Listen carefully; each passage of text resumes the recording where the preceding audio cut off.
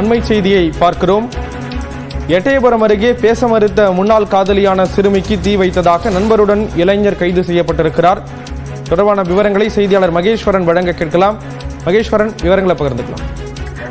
ஸ்ரீராம், தூத்துக்குடி மாவட்டம் எட்டயபுரம் அருகே உள்ள இளம்பவனை கிராமத்தைச் சேர்ந்தவர் ஐயனார். இவருடைய மனைவி காளியம்மாள். இந்த தம்பதிக்கு 2 மகன்கள், 1 மகள் உள்ளனர்.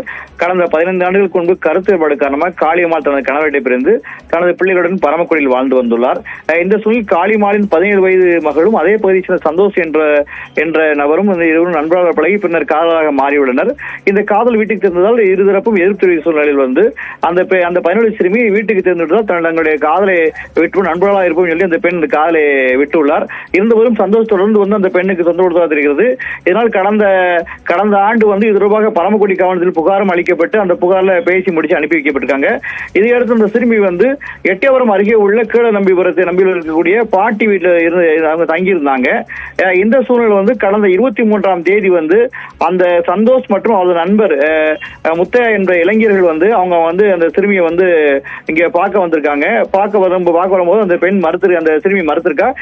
நான் தான் காதல் வேணான்ட்டு இனிமே வரக்கூடாது. இதுல அவங்களுக்கு வாக்குவாதம் ஏற்பட தெரிகிறது. இந்த சூழ்நிலையில் அந்த சிறுமி எரிந்த நிலையில் வீட்டில் கிடந்துள்ளார்.